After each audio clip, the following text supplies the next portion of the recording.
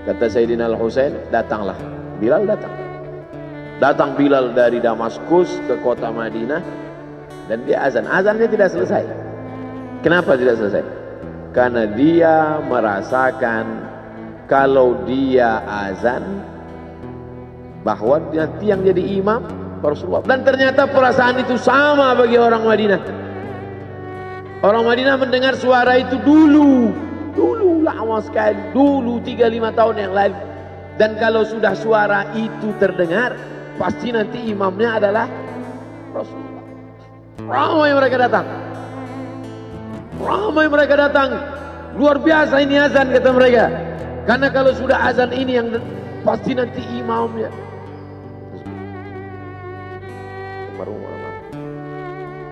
Al-Fatihah. A'udzubillahi minasyaitonir rajim. Alhamdulillahirabbil alamin. Arrahmanir rahim. Maliki yaumiddin. Iyyaka na'budu wa iyyaka nasta'in. Ihdinas siratal mustaqim. Shiratal ladzina an'amta 'alaihim ghairil maghdubi 'alaihim waladdallin. Amin. Allahumma ighfir lahu warhamhu wa'afihi wa'fu anhu wa akrim nuzulahu wa wasi' madkhalahu waghsilhu bil ma'i wal thalji wal barad wa naqqihi minal khataaya kama yunqqa ath-thawbul abyadu minad danas وأبدله دارا خيرا من داره وأهلا خيرا من أهله وقه من فتنة القبر وعذاب النار اللهم لا تحرمنا أجره ولا تفتنا بعده واغفر لنا وله ولإخواننا الذين سبقونا بالإيمان ولا تجعل في قلوبنا غلا للذين آمنوا ربنا إنك رؤوف رحيم اللهم اجعل أهله وتلامذته وطلابه من الصابرين الذين إذا أصابتهم مصيبة قالوا إنا لله وإنا إليه راجعون اللهم اجعل أبناءه وبناته من الصالحين والصالحات واحفظهم من كل سوء وشر اللهم اجعل هذا المعهد الذكر معهدا عظيما مباركا تخرج منه الطلاب والطالبات من المجاهدين والمجاهدات في سبيلك بأموالهم وأنفسهم اللهم احفظهم من الظلمات اللهم أخرجهم من الظلمات إلى النور اللهم وفقنا لما تحبه وترضاه اللهم اجعل أبناءنا وبناتنا من حفاظ القرآن والحافظات اللهم اجعل قبره روضة من رياض الجنان لا تجعل قبره حفرة من حفر النيران وصلى الله على سيدنا ومولانا شفيعنا وذخرنا محمد وعلى آله وصحبه وسلم والحمد لله رب العالمين. Kalau sayang dengan almarhum, hidupkan majelisnya, ramaikan, bangkitkan semangat. Tunjukkan kepada Allah Subhanahu wa taala bahwa kita cinta. Sab'atun yudhilluhumullah, 7 orang yang dapat naungan. Yauma la illa dhilluh, hari itu tak ada naungan kecuali naungan Allah. Rajulani, 2 orang. Tahabba fillah, berkasih sayang karena Allah. Ijtama'a alaih, bersama karena Allah. Wa tafarraqa alaih. Saya berharap saya dengan almarhum, saya dengan Abah Raud, saya dengan para sahabat termasuk yang mendapatkan naungan ini. Saya dengan almarhum tak ada hubungan kepentingan. Kami tak ada hubungan politik. Kami tak ada hubungan ekonomi. Kami murni karena la ilaha illallah Muhammadur Rasulullah. Alaiha nahya, dengan itu kami hidup. Wa alaiha namutu, dengan itu kami mati. Wa biha nub'atsu insyaallah, dengan itu juga nanti kita akan dibangkitkan. Sayang dengan Nabi, hidupkan masjid-masjid. Sayang dengan ulama, hidupkan majelis-majelisnya.